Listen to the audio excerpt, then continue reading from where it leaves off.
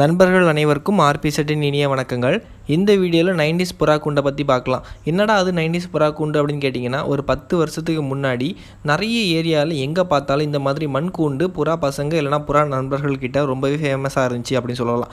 களிமண், செம்மண், செங்கல் மேலே ஓடு இல்லைனா வேஸ்ட்டு சீட்டை வச்சு கெட்டி புறா நண்பர்கள் இல்லைனா புறா வளர்க்குறவங்க ஒன்று கூடி சந்தோஷமாக புறாக்களை வளர்த்துட்டு இருந்தாங்க அந்த காலத்தில். இப்போ பார்த்தீங்கன்னா பல வகையான கூண்டுகள் இருக்குது.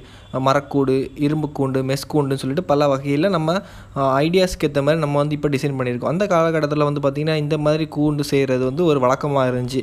ஒரு 10 நண்பர்கள் ஒன்றா கூடி சந்தோஷமாக கூண்டுகளை கட்டி நல்லபடியாக வளர்த்துட்டு இருந்தாங்க. இந்த மாதிரி கூண்டு பார்த்திங்கன்னா காலனி ப்ரீடிங், அப்புறம் பார்த்திங்கன்னா ஆணு பெண்ணு தனித்தனியாக பிரித்து வச்சு வளர்க்குறதுல யூஸ் பண்ணிகிட்டு இருந்தாங்க. அப்போ உண்மையை சொல்லணும்னு பார்த்தீங்கன்னா என்கிட்ட இந்த மாதிரி ஒரு கூண்டு இருக்குது, இந்த கூண்டை ஒன்று வச்சு மெயின்டைன் பண்ணணும்னு சொல்லிட்டு எனக்கு ரொம்ப நாள் ஆசை.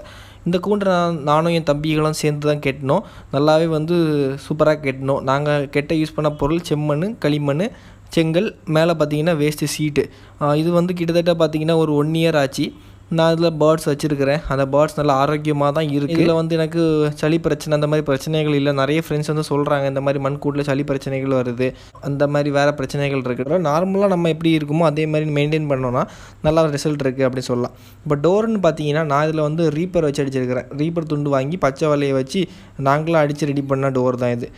செங்கலை சும்மா நேர்கோடாக அடுக்கி நம்ம சைஸுக்கு ஏற்ற மாதிரி அடுக்கி அதில் பார்த்திங்கன்னா நம்ம செம்மண், களிமண் எல்லாத்தையுமே பூசி அழகாக நம்மளே கெட்டிக்கலாம் ஈஸியாக. இந்த மாதிரி கெட்டும்போது பார்த்திங்கன்னா நமக்கு மேலே ஓடு இல்லைனா சீடை போட்டுக்கலாம். சைடில் கேப் இல்லாமல் ஃபுல்லாக பூசி விடுங்க. நான் இப்போ உங்களுக்கு காட்டுறேன். அதாவது சீட்டுக்கு சைடு மேலே டாப்பு எண்டில் பார்த்திங்கன்னா இந்த மாதிரி கேப் இல்லாத மாதிரி பூசி விட்ருங்க. இந்த மாதிரி ஒரு கூண்டு வச்சுருக்கும் போது இப்போ இன்வெஸ்ட்மெண்ட் கம்மியாக இருக்கிற நண்பர்கள், அதுன்னு பார்த்திங்கன்னா சின்ன பசங்க புறா வளர்க்கணும்னு ஆசைப்படுற நண்பர்களுக்கு இந்த மாதிரி கூண்டு கட்டி நீங்கள் வளர்த்து பார்த்துட்டு உங்களுக்கு எப்படி செட் ஆகுது அதை அனுசரித்து நீங்கள் மேலும் நம்ம வசதிக்கு ஏற்ற மாதிரி டெவலப்மெண்ட் ஆகிக்கலாம் அப்படின்னு சொல்லலாம். இது பார்த்திங்கன்னா நான் இந்த கூண்டுக்கு வெளியே மீன் வெலை போட்டிருக்கேன், மேலே சீட்டு போட்டிருப்பேன் நீங்கள் நினைக்கலாம். அதாவது பார்த்தோன்னா மேலே பார்த்திங்கன்னா இது ஒரு பழைய நாய் செட்டாக இருந்துச்சு. அப்போ அந்த செட்டுக்குள்ளே சும்மா இருக்கிறேன்னு சொல்லிட்டு அதுக்குள்ளே நாங்கள் கட்டினோம். வெளியே வலை போட காரணம் என்னென்னு பார்த்தீங்கன்னா, இப்போது இந்த கூண்டு இருக்கிற இடத்துல பார்த்திங்கன்னா பூனை தொல்லை அதிகம். பூனை அடிக்கடி வரும். அப்போ நம்ம டோரை ஃப்ரீயாக வெளியே திறந்து விட்டுறலாம். அந்த புறா அந்த ரூம் அந்த நம்ம கெட்டின கூண்டுக்கு மேலே போய் நிற்கிட்டு கொஞ்சம் கூட நல்லா இருக்கும்னு சொல்லிட்டு நம்ம திறந்து விட்ருக்கோம். இந்த வலை கட்டி உள்ளே விட்ருவோம். ஈவினிங் வெளியே திறந்து தான் விட்டு ஃபீட் பண்ணுறது. இந்த மாதிரி நம்ம வலை வச்சுருக்கும் போது பூனைகள் தொல்லை ரொம்பவே கம்மி. எனக்கு நல்ல ரிசல்ட்டு. அதுக்கப்புறம் பார்த்திங்கன்னா இந்த பூனையை பற்றி கவலைப்பட வேண்டிய தேவையே இல்லை.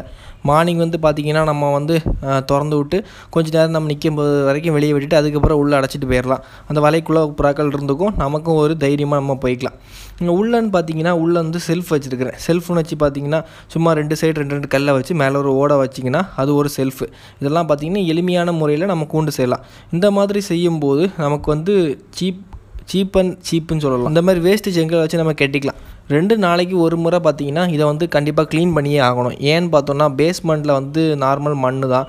அப்போ பார்த்திங்கன்னா அந்த வேஸ்ட்டெல்லாம் கண்டாமினேட் ஆகி நிற்கும் அந்த இடத்துல. ஸோ 2 நாளில் ஒரு மேக்ஸிமம் ஒரு 3 நாளைக்கு ஒருக்கா நம்ம க்ளீன் பண்ணிட்டு வந்தோம்னா கண்டிப்பாக நல்ல முறையில் நம்ம புறாக்களை வளர்க்கலாம். இந்த கூடு ஐடியாஸ் உங்களுக்கு பிடிச்சிருக்கு அப்படின்னா நம்ம சேனல் சப்போர்ட் பண்ணுங்கள். இது பாசிபிள்னால் நான் ஃபியூச்சரில் கண்டிப்பாக இதேமாதிரி ஒரு கூண்டு கட்டி உங்களுக்கு வீடியோஸ் கூட போடுறேன். இந்த வீடியோ பிடிச்சிருக்குன்னா நம்ம சேனல் சப்போர்ட் பண்ணுங்கள். Thanks for watching my friends. Bye.